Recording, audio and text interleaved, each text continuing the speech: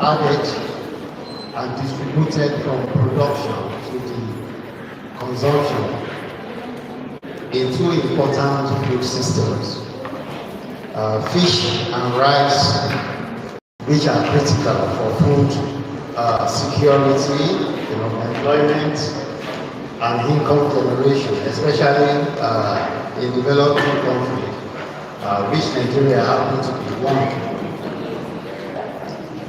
So I will be speaking to us on the value chain of fish and rice. What is value chain management? Value chain management refers to the coordination of activities from input supply to final consumers.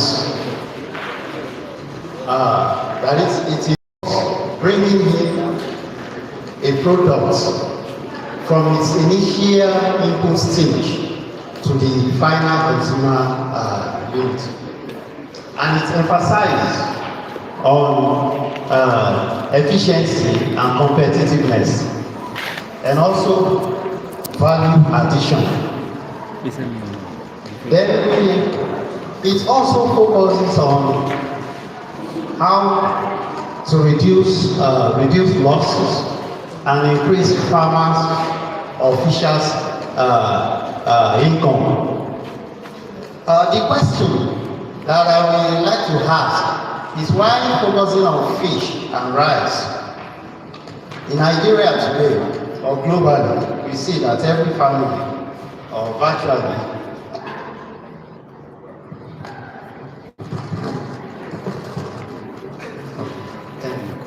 all right. Almost.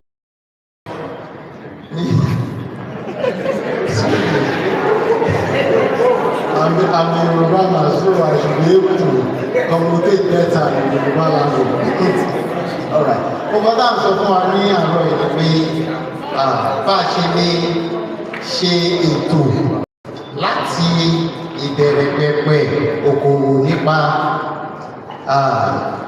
ẹja àti ìrẹsì títí dé tí a fi máa pèsè rẹ̀ nípa bóyá ní ti gbégbìn ni o tàbí ní ti ọ̀sìn ẹja tá a fi máa ṣe láti ìbẹ̀rẹ̀ pẹ̀pẹ̀ títí tí ó fi dé ọ̀dọ̀ àwọn tó nílò rẹ̀, ìyẹn àwọn tó fẹ́ bá wa jẹ. So a wá ń sọ fún wa ní àárọ̀ yìí pé owó ẹja àti ìrẹsì. Ẹja, kí nìdí tá a fi ń sọ nípa ẹja àti ìrẹsì? We talking about rice and fish. One, in Nigeria today, according to statistics, if we check, we see that fish supplies about 40% of animal protein as part of what we require, our body requires. Then also, there is virtually a family that doesn't eat rice. Even if you are old or you are an elderly person, you don't want to take rice, you will eat, your children will eat rice. So kí là ń sọ ni pé ní Nàìjíríà ṣàṣà ní ilé tí wọ́n ti kì í jẹ ìrẹsì. Tá a bá jẹ, àwọn ọmọ wa wọ́n nífẹ̀ẹ́ sí.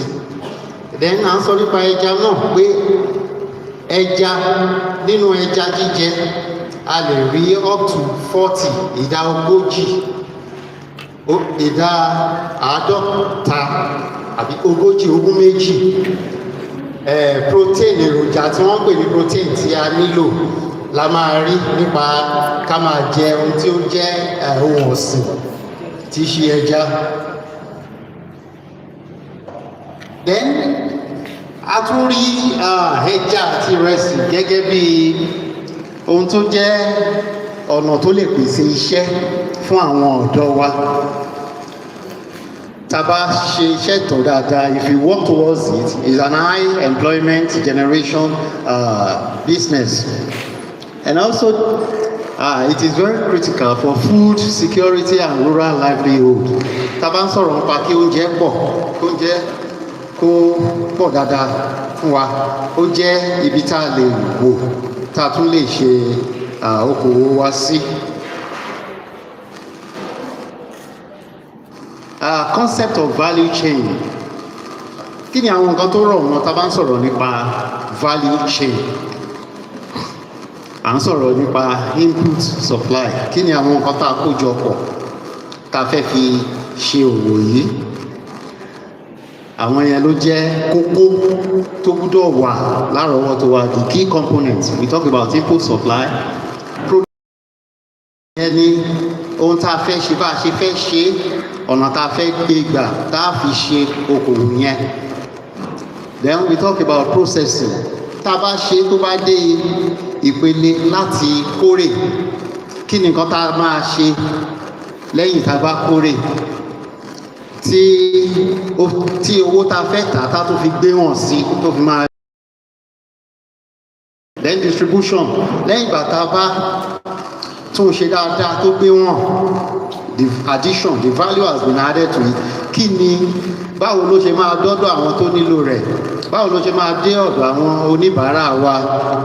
And lastly, the marketing and consumption. Ìyẹn, how does it get to the market, then the consumers?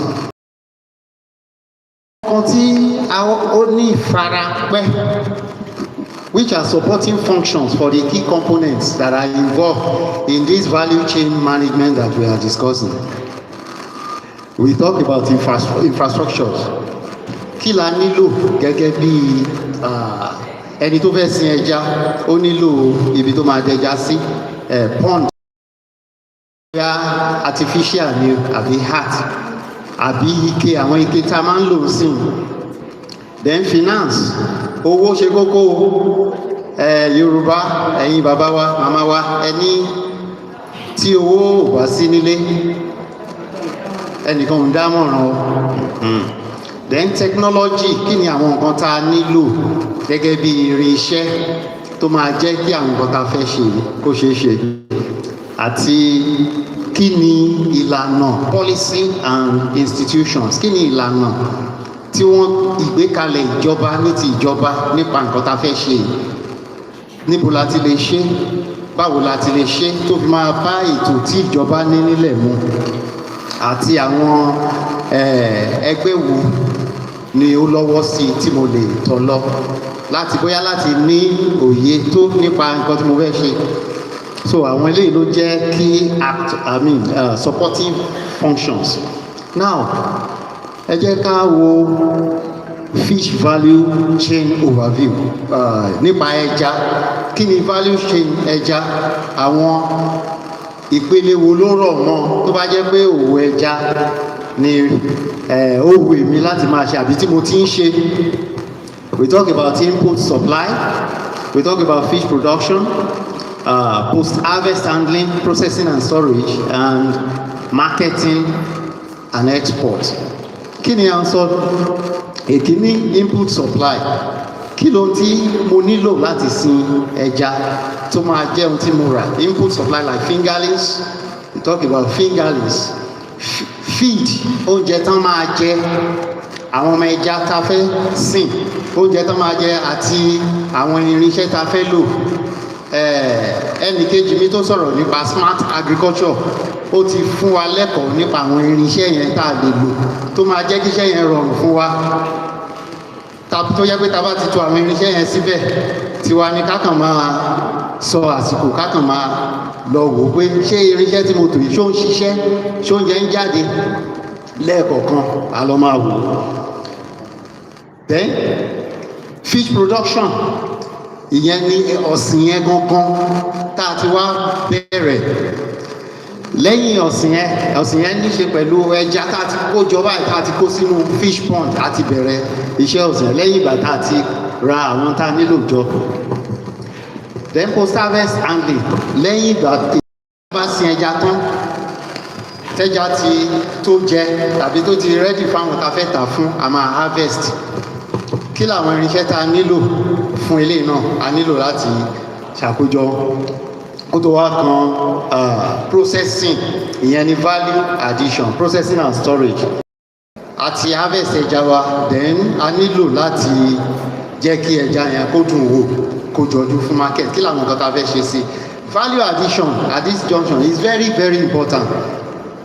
Gbogbo wa ló wù pé ká ṣe òwò ká jèrè. Ibi tí èrè yẹn sápamọ́ sí, ibẹ̀ yẹn ni addition of value. Tá a bá ṣe tààtà fresh tààtà raw, àwọn middlemen tó wà láàrin yẹn àwọn lè kó èrè tó pọ̀ jù. Mo ń bá àwọn colleagues mi kan sọ̀rọ̀ lánàá, wọ́n gbin ẹ̀gẹ́, wọ́n wá mú àwọn èèyàn wá rà mọ́lẹ̀ àtàmọ́lẹ̀, wọ́n ta gbogbo ẹ̀ ní owó kéréje.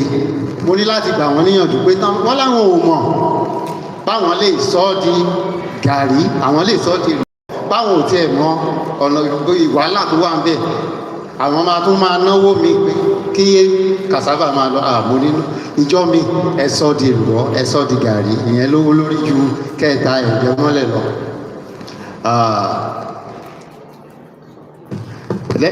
So processing oríṣiríṣi ọ̀nà la lè gbà fún ẹja hours 24 hours a ti change colour a ti fẹ́ máa rà, ṣùgbọ́n tá a bá sá tá a tún ṣe lọ́jọ́ dáadáa, owó tó máa gorí ẹ̀ a tún lè kó pamọ́, a tún ní ọjọ́ tá a tún fi máa tọ́jú ẹ̀.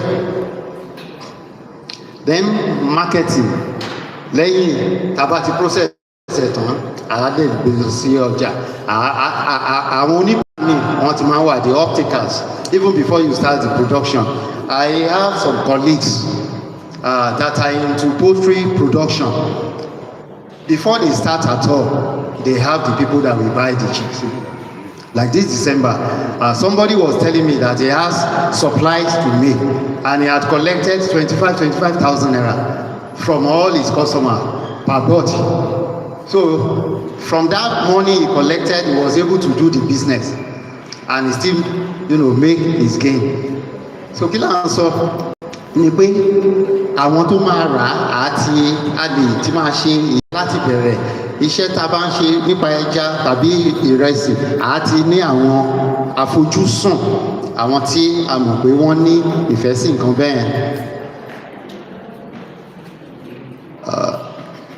Then what are the key actions or the key actors? Àwọn wo làwọn èèyàn tó ní iṣẹ́ láti ṣe ń bẹ̀? We have the fishers, the fishermen, the farmers, the traders, the processors, the wholesalers and the retailers. One thing about this business is that you may not or you might not be all in all. You be the producer, you be the farmer, you be the marketer and all the rest. But you can network. That is why it is called value chain. You have a chain that you are working in line with. You have a chain from one to the other, and it follows in a sequential order. Without one, or if you skip one, the other might, suffer. Next. Now, fish value chain. At production stage, we have the fingerlings, the feed, the water resources, the labor required. All these things needs to be well managed. When you are talking about the management aspect of it, you have to, just like it was said, when you are producing the fish, you have time. The feeding time, it must be regular and you must be consistent. Then when it comes to water resources also, you must have fresh water, not contaminated water, and the water must be, the water must be good, having enough oxygen for the fish also, so that they can thrive and germinate very well. All these are good. This is the management aspect of it. Wọ́n jẹ́ nǹkan tá à ń sọ ni pé a nílò agbègbè tó dá láti sin àwọn ẹja yìí tá a bá fẹ́ kán ṣe dáadáa, because we are talking about the management aspect also. So a nílò omi, ó ṣe pàtàkì. Àsìkò tó yẹ kán jẹun, ká make sure pé oúnjẹ yẹn wà available so that wọn ò ní drop in weight. Then what are the challenges here? We talk about high feed cost, which was said diseases outbreak, then climate variability. Àwọn ìdojúkọ tá a lè bá pàdé, oúnjẹ ọ̀wọ́n oúnjẹ ẹja, àwọn àìsàn àbí àìlera tó lè bá ẹja, àwọn kòkòrò náà tó ń bá ẹja àti ìdojúkọ ojú ọjọ́ tí ẹnìkan ò lè sọ bó ṣe bí ojú ọjọ́ ṣe máa rí. Then the aspect that is important is the value addition that we talked about, which is improved feed management. Improved feed management. You must know the time to give your animal, your fish, feed, and you give them quality feed that you will get results. Not that you'll be feeding your animal and you won't see results. I have some set of broilers that I was raising, so I changed feed after 4 weeks. I changed the feed. I changed feed. The one I used to use as growers, I changed the brand. And my wife, she said, these chickens are not growing again after over 6 weeks. He said the growth is not reflecting because I changed the feed that I was giving them. So we must manage, we must use improved and quality feed. Then also scientific farming practices. My brother that spoke to us on smart agriculture. The summary of what he said was about smart agriculture, using tools, equipment, all these things to manage the system, the farming system. Kí là ń sọ nípa àwọn value addition, bá a ṣe lè jẹ́ kí ẹja wa kó gbé kó nítumọ̀ ká add value sí. À ń sọ̀rọ̀ nípa oúnjẹ tó dára, ká fún wọn ní oúnjẹ tó dára jẹ. A dẹ̀ ń sọ̀rọ̀ nípa ká ṣe oko wa ní ìgbàlódé, smart agriculture, ká ṣe ní ìgbàlódé tí ó fi jẹ́ kí ó rọrùn fún wa. Ìkíní, àwọn èèyàn tá a máa lọ sí oko wọn á dínkù. Then àwa fúnra wa á lè monitor kí ló ń ṣẹlẹ̀ lóko. Ìkan nínú àwọn akẹ́kọ̀ọ́ wa tó ṣe tán níbi ọdún mẹ́ta sẹ́yìn, ó ń ṣiṣẹ́ bí consultant, àwọn tó ń gbani nímọ̀ràn fún ẹnìkan tó wà nílùú òyìnbó tó ní oko sí Abẹ́òkúta. Àkókò kan wọ́n máa ń jalè ní oko ẹ̀ gan, wọ́n máa ń jí oríṣiríṣi nǹkan. Ó ṣá consult, ó dẹ̀ ní kó ṣe àwọn nǹkan kan tẹ́ni ẹ̀ dẹ̀ gbìyànjú láti ṣe. Lẹ́yìn ìgbà tó ṣe àwọn nǹkan tó ṣe yẹn, ó dẹ̀ rí ìyípadà. Wọ́n ń jí ẹyin, wọ́n ń jẹ ẹlẹ́dẹ̀. Tán bá fẹ́ sell, ó ní bọ́n ṣe máa ń ṣe, tán máa dá ọgbọ́n sí gbogbo àṣírí yẹn ló tú. Tó fi jẹ́ pé níjọ́ kan wọ́n ń gbìmọ̀ nínú farm, nínú oko. Gbogbo ìgbìmọ̀ wọn ẹni ẹ̀dẹ̀ ń wò wọ́n, ó dẹ̀ ń gbọ́ gbogbo tí wọ́n sọ, ṣùgbọ́n kò sọ nǹkan kan. Ó kàn pé consultant wípé máa lọ sí oko, àwọn èèyàn ti ṣe báyìí, wọ́n ti ṣe báyìí, wọ́n ti ṣe báyìí. Ìgbà tó débẹ̀ tó bẹ̀rẹ̀ sí ní sọ fún wọn, wọ́n lájẹ̀ ni pé báwo ló ṣe mọ̀. So smart agriculture will help you láti mọ àwọn nǹkan kan tó ń lọ ní orí oko. Fish value chain, processing and marketing aspects now in terms of management. We talk about post-harvest activities like cleaning, icing, grading, processing such as drying, freezing and canning. Àwọn iṣẹ́ tá a máa ṣe lẹ́yìn ìgbà tá a bá harvest, tá a fẹ́ jẹ́ kí ẹja wa kó ṣe ìyẹn tá a bá fẹ́ tà ní ọ̀pọ̀ pé àrí ibi tá a máa kó sí, a ní ìdí cold room níbi tá a máa store ẹ̀ sí tí ó fi máa tutù. Tó bá yẹ pé tutù la fẹ́ tà, tó bá dẹ̀ jẹ́ pé a fẹ́ ká yan ni àbí a fẹ́ sá kó gbẹ, a fẹ́ jẹ́ kó gbẹ, a fẹ́ tà lẹ́gbẹ̀ẹ́. So gbogbo àwọn iṣẹ́ yìí la nílò láti ṣe ká dẹ̀ mọ àkókò àti àsìkò tó yẹ ká ṣe torí tá a bá pàdánù àkókò ó lè mú àkùdé bá ẹja lè bàjẹ́. Then the marketing channels, the local markets are there, the cold chain and the export market. Àwọn èèyàn kan wà tán jẹ́ pé wọ́n ní cold room tí wọ́n ní pé tẹ́ bá ní ẹja àyè wà láti kó sí owó kéréje lọ́tàn máa gbà. Àwọn tó ń yan ẹja náà wọ́n wà bẹ́ẹ̀ tán máa ṣe oríṣiríṣi nǹkan bẹ́ẹ̀ tàbí àwọn tó fẹ́ báyọ̀ ṣe ní packaging code láti gbé travel. Then what are the issues? Kí làwọn ìdojúkọ? We have post-harvest losses and inadequate cold storage. Those are the challenges that are militating against this sector. Àwọn àkùnà bóyá nípa tí olè ètí àwọn tó ń jí ẹja lẹ́yìn àkùdé kan nìyẹn kẹjà máa pa ẹja jẹ lásìkò tí wọn rí oúnjẹ jẹ tàbí ká má rí bí kò sí ní ti cold room láti kó pamọ́ tó àwọn kan báyìí lè jẹ́ kí á pàdánù ẹja. Then rice on the other hand, rice value chain overview. You have the major stages involved include input supply, we have seed, fertilizers and machinery, the cultivation aspect, harvesting, milling and processing, then distribution and consumption. So kí là ń sọ nípa ti irúgbìn ìrẹsì?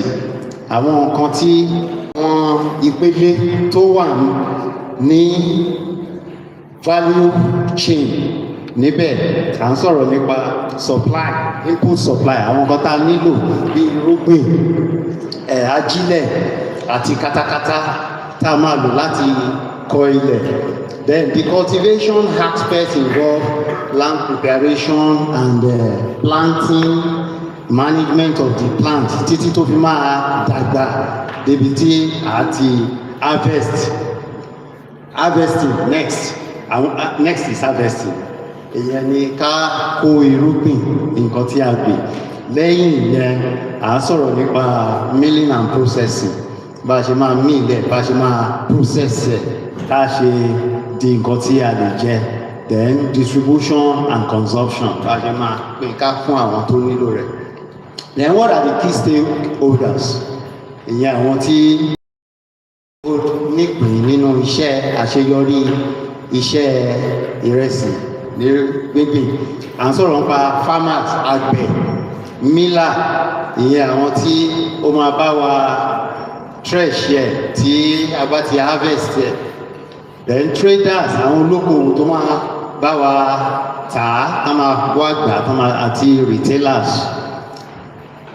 títí tó fi máa dọ́dọ̀ consumers. Then the rice value chain at the production stage, we talk about inputs.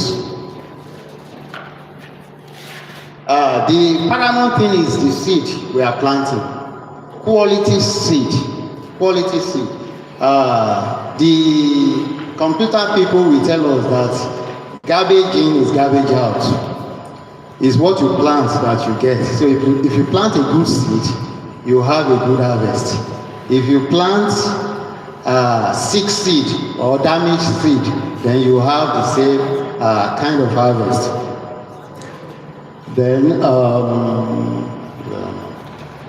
irrigation, we talk about fertilizer application and pesticide application. That's under the management of rice production. Before we now talk about irrigation, that's getting water supply to the rice. Kí là ń sọ ní yẹn pé èso ìrẹsì wa ó gbọ́dọ̀ jẹ́ èso tó tí ara ẹ̀ já, èso tó jáfáfá. Torí irú èso tá a bá gbìn nínú irú ìrè tá a máa ká.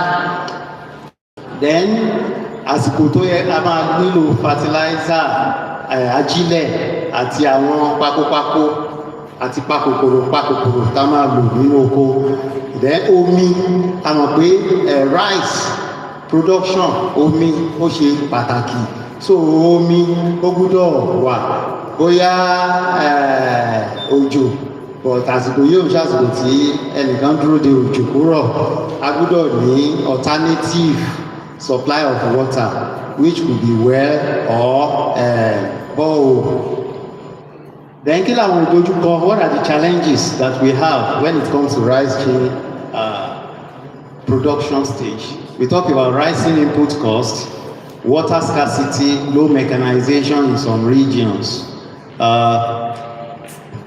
À ń sọ̀rọ̀ nípa ọ̀wọ́n èso tó dára, owó ẹ̀wọ́n, then omi náà gẹ́gẹ́ bí a ṣe sọ àsìkò yìí omi jẹ́ nǹkan tí ó ṣọ́ tí ó scarce àti àwọn equipment tá máa lò when we talk about mechanization, how accessible are they?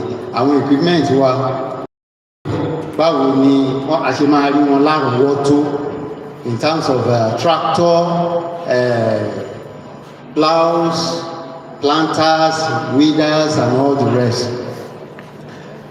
Then value addition, high yield varieties, then precision farming. You will want to add value to the rice production, and we are talking about management aspect of adding value to it. I.e., when you manage your farm very well, you will have good results, you have better results. And also precision farming is very, very important. Tá bá ń sọ̀rọ̀ nípa good results, torí àfojúsùn àgbẹ̀ ni pé tó bá tà tó péré tó tà kó rí owó tó fi ṣòwò kó dẹ̀ rí èrè ní ọ̀pọ̀. Báwo wá ni èrè yìí ṣe fẹ́ pọ̀? Ìyẹn ni àwọn àbójútó tá a gbọ́dọ̀ bójútó lójú ọjọ́.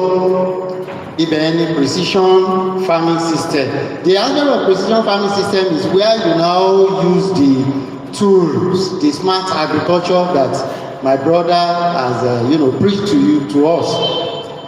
Pé ká lo àwọn ẹ̀rọ ìgbàlódé láti manage oko wa. Ẹ̀rọ ìgbàlódé àsìkò tó yẹ ká kó èrè àárí kó. Ẹyẹ ojú ọ̀run àsìkò tó yẹ ká fi àwọn nǹkan tó máa scare tó máa lé ẹyẹ àáfi síbẹ̀ so that kì í ṣe time tí èrè tó wá yẹ ká wá kó èrè ìdajì ó ti lọ àti pàdánù ẹ̀ àsìkò yẹn ìwà ní rí ojú àti ojú owó àti èrè. So in tá à ń sọ ní àárọ̀ yìí pé bá a ṣe máa manage oko wa, tá a ṣe máa ṣe ohun gbogbo létòlétò, nǹkan tó yẹ ká ṣe ní àsìkò ká ṣe é ní àsìkò ká lè rí èrè jaburata kó lẹ́yìn iṣẹ́ oko wa. Now the processing aspect and marketing aspect of rice value chain. The activities involved in the process includes drying, milling, polishing, and packaging. After harvesting the rice, asa kugbe, tabasa, mill, parboil, ní time to eka parboil, mill ẹ̀, dẹ̀ polish ẹ̀, package ẹ̀, kó lè dùn wò, kó dẹ̀ lè ṣe jẹ. Then the marketing channels. Government can be a good. They buy grains, they sow it in strategic reserve, grain reserves area, and when there are droughts, they releases it to some states. Then private traders and retail marketers, we consult them also and sell to them. À ń sọ pé ìjọba àwọn náà ń rà, ìjọba máa ń rà tán máa rà pamọ́, a máa kó sínú bank, we call it food bank. We have a ní wọn ní àwọn state kọ̀ọ̀kan. I think about 14 states are functioning very well. Ìbàdàn, Ọ̀yọ́ state is one of those states. Ladies and Gulf, they have set of silos where they store all these grains. Tán bá ti rà wọ́n. Then àwọn aládàáni náà lè rà á àti àwọn alára àtúntà tó máa rà wọn á kó pamọ́ wọn á tún tà síta. Then what are the issues militating against this sector, the challenges there? We talk about milling losses, then we talk about price fluctuation. Milling losses, àwọn tá à ń pàdánù níbi tá a ti lọ ń process yẹ tá a ti lọ ń trash yẹ àwọn ìrẹsì tá à ń pàdánù síbẹ̀. Then ìkejì ní owó rice the market of today, I think rice will be in the axis of 50-something thousand naira. The price just dropped lately last year, and it affected some people because they already stored rice, thinking probably the price will go up. And this is a challenge also that is militating against the farmer, the price fluctuation.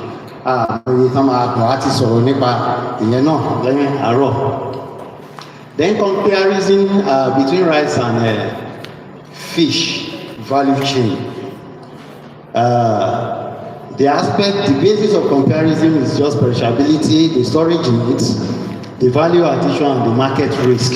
If you look at the two produce, we see that fish is very high when it comes to perishability because of the protein content, high protein content. So it spoils easily. So we need to preserve it. We need to, process it on time and package it very well. But rice is moderately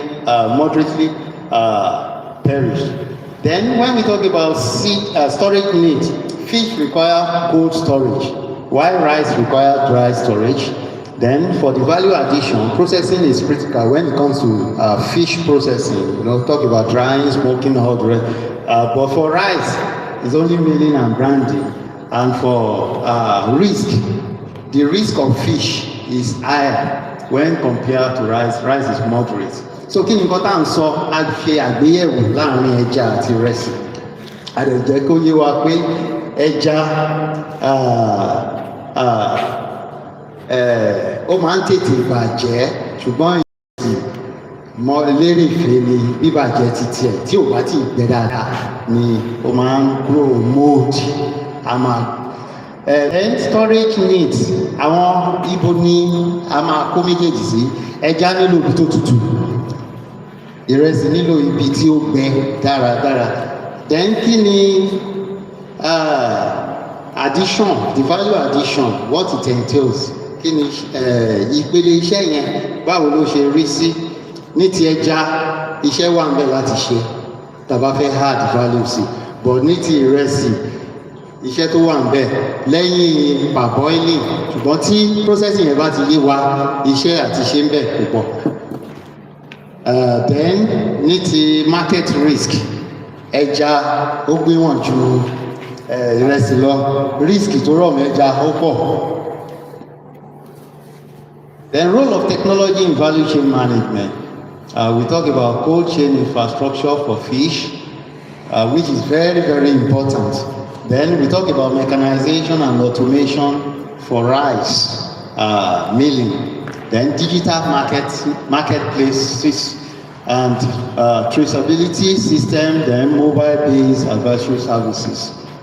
All these are very important technologies that should be put in place when we are talking about proper management aspect of value chain. Kí ni ká ń sọ ni pé kí ni àwọn ìmọ̀ ẹ̀rọ tá a nílò tá a bá fẹ́ kí nínú ipa tí ìmọ̀ ẹ̀rọ ń kó ní value chain production ẹja àti ìrẹsì táwọn bá wa sọ ní àárọ̀ yìí. A nílò yàrá yìnyín cold storage fún ẹja, then a nílò àwọn ẹ̀rọ ìgbàlódé fún ìrẹsì láti better, then a nílò èyí tí wọ́n pè ní digital marketplaces. Ibo ni gẹ́gẹ́ bí àgbẹ̀ tó ń ṣe nǹkan ọ̀sìn yìí ẹ gbọ́dọ̀ ní group tó jẹ́ online níbi tẹ́tí máa share ideas, price, gbogbo ẹ̀ tó yẹ pé níbẹ̀ ẹnìkan kàn lè fi sí ibẹ̀ pé a nílò ẹja iye tó gbé wọn báyìí. Tẹ́nìkan ò bá lè supply gbogbo àwọn tó wà ní group yẹn, they can easily come. It's a digital marketplace where people can come and display their produce and you have market for it. Then traceability system, you must be able to trace your system. A gbọ́dọ̀ lè ṣàwárí níbo ni ó kù díẹ̀ káàtó sí láti jẹ́ kí ìdàgbàsókè wà. Àti then we must include mobile-based advisory services. Bíi tí arákùnrin tó sọ̀rọ̀ nípa smart agriculture tó sọ fún alẹ́, àárí pé smart agriculture these days, use of digital system in agriculture is the order of the day. Talk about developed world, that's the order of the day. So Nigeria cannot be lagging behind. We have the facility and we can come up to the same level. The role of institutions and policy. This aspect is government, more of government involvement, government subsidies, minimum support price for rice, export regulations when it comes to all this over and over. Àti sọ àwọn nǹkan yìí, àti sọ ní ìgbà táwọn tó ṣáájú sọ̀rọ̀ wọ́n ti sọ nípa àwọn nǹkan tó jẹ́ àkùdé àbí ìdojúkọ fún àwọn àgbẹ̀ ní àwọn nǹkan tí à ń sọ̀rọ̀. Fragmented chain supply, àgbẹ̀ aláròbò ló pọ̀ jù tó jẹ́ pé ẹlòmíì kò ní ipá agbára láti ra katakata.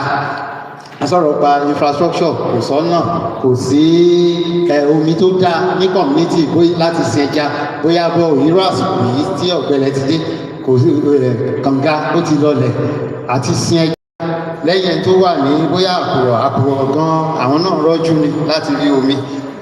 Then we talk about high post-harvest losses also. Àwọn bí ẹja ṣe ń sọnù àti bí ẹyẹ náà bó ṣe ń jí ìrẹsì lóko, ìrẹsì tí ò tí gbó. Then limited access to finance. Báwo la ṣe lè rí owó? Wa ní ipá agbára láti rí owó yẹn, ṣùgbọ́n tá a bá mọ ọ̀nà tá a lè gbà láti access finance bóyá lọ́dọ̀ àwọn tó ní ipá a lè tọ̀ wọ́n lọ. Then market price volatility. Owó ìdíyelé ọjà a lè sọ, but a tún ti gbọ́ àti kẹ́kọ̀ọ́ lẹ́ẹ̀kan nípa bá a ṣe lè dá ọgbọ́n tí ó jẹ́ pé ìdíyelé owó ọjà yẹn a lè balance tá a fi lè rí èrè jẹ lórí ẹ̀. Then strategies for improvement.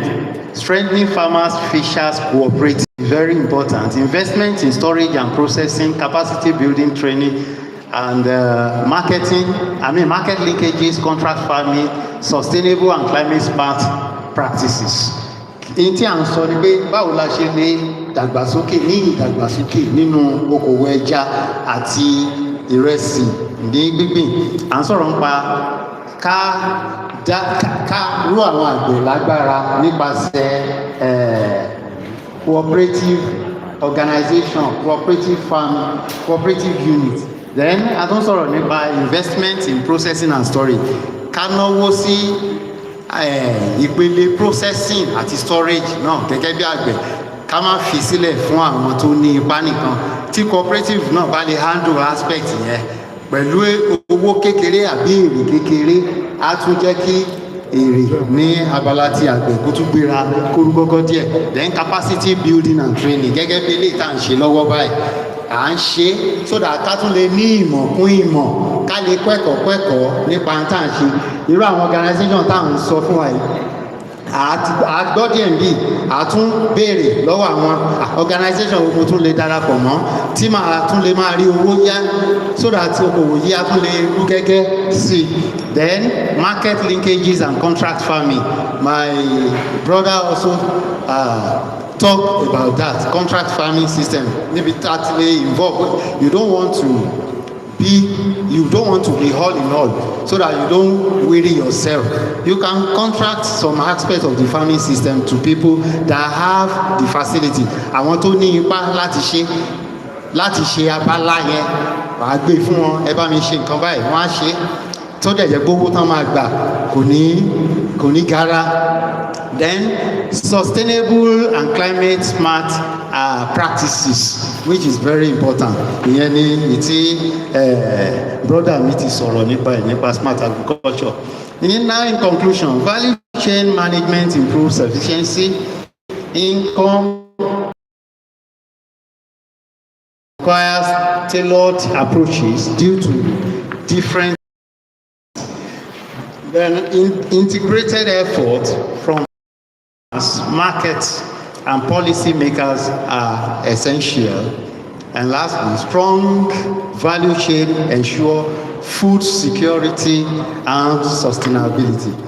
Wọ́n dá ń sọ ni pé tá a bá ṣe ètò yìí dáradára tá a manage àwọn nípele tí ó rọ̀ mọ́ òwò ẹja sísìn àti ìrẹsì ní gbígbìn títí dé process tá a ṣe wọ́n dáradára, èrè tó pọ̀ la máa jẹ níbẹ̀. A dẹ̀ máa rí owó ẹ̀ oúnjẹ á dẹ̀ sàn wá bọ̀. Thank you for your patience. A round of applause for him, please. Thank you very much. For the question and answer session, I want to suggest that we take just 2 questions now. Then if we have other questions, we can write it down. When we return from Juma service, we can quickly take it on before we conclude and go to the next session. So 1, 2. So just 2 people. Please come quickly, sir, because of time.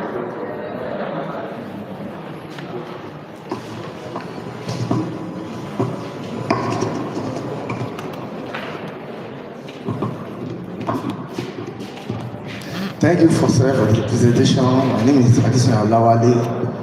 I'm a staff of the college, but I'm also here as a farmer. So I'm standing as a farmer.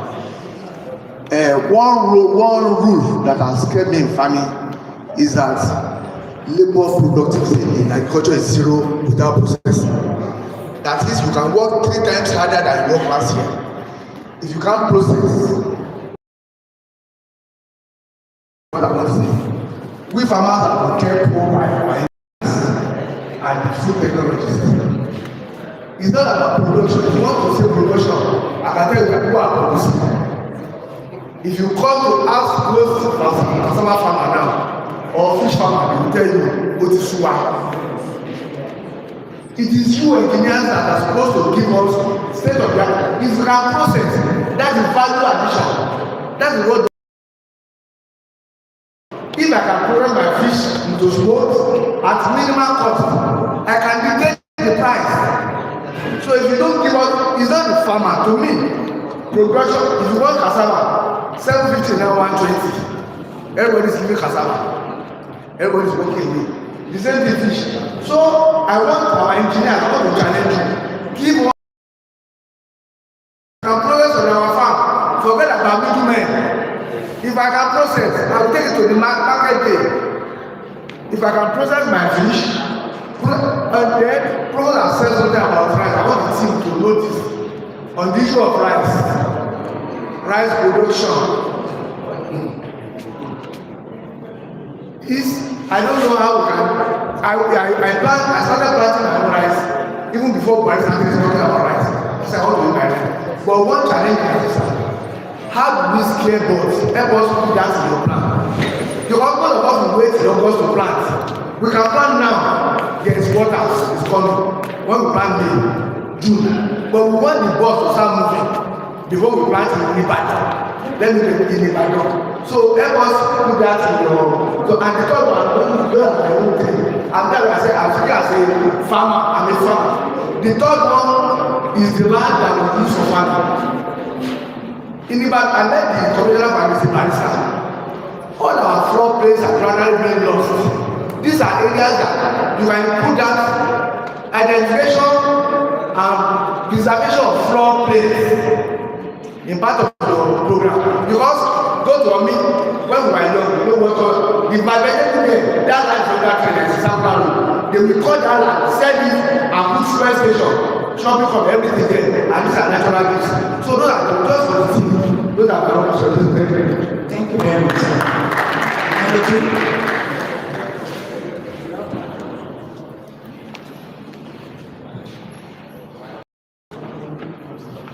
Good afternoon. My name is Sensitization from Organic Agriculture, FC Ibadan. Thank you, sir, Engineer, for the presentation. Well, my question is about farmers are producing both fish and rice. But when you consider the complexity of this value addition, and with the little amount of money that is available to a set of people this program products, what can we do so that by the time they start producing, then they will be able to go beyond the level of production and fully end up at this level and sell to the consumer directly. Thank you, sir. Thank you very much. What do you say?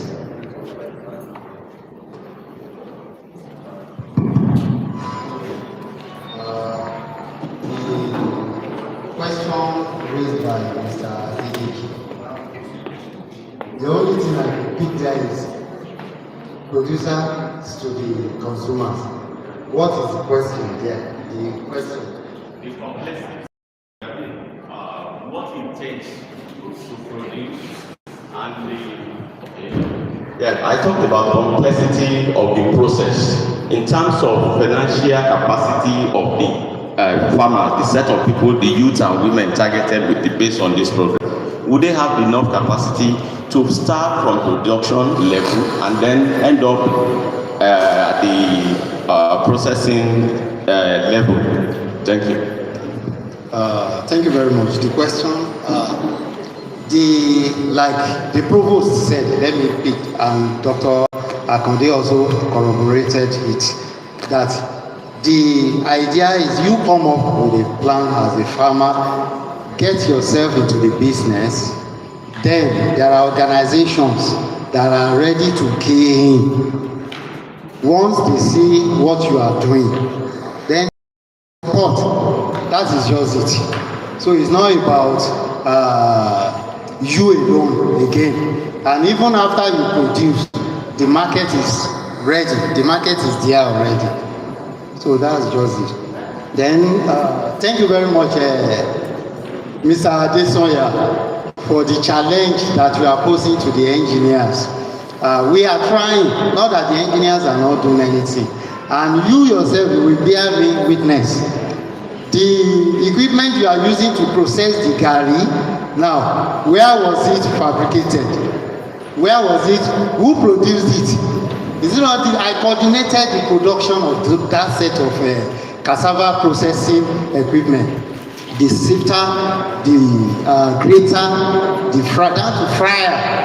We coordinated everything. So if the only thing is that if you don't tell us your challenge, we cannot know. So if you have a challenge, push it to the engineers, like the provost challenged us this morning, that he called me. Yes, he said we should work on a tiller, mobile tiller, power, simple tool. So which is okay, so we can do it. I believe in my team. We can do it. God helping us. Thank you very much. A round of applause for him, please. Thank you very much, Engineer Dr. Atere. Thank you. Right now, we'll be going for the Juma service break. For those of us that wants to go to the mosque to go and pray, let's go pray. We'll come back by 2 o'clock, we have a lunch. Then immediately after that, we'll go into the 4th session of the program. Thank you, but for those of us that are not going for Jumat's prayers, please sit down. We want to do verification for the second time. But for those of us that are going for Jumat, please, we are free to go. When we come back, we'll do your own verification. Please, if you are not invited, please don't wait. If you know you don't have our invite, please don't. We know the number of people we are expecting. We know the number of people that we send text message, WhatsApp messages, even within the college, we know. So if you are not invited, don't wait. Thank you. The greatest place. If you want to go for Jumat, please let's return in good time. We shouldn't exceed.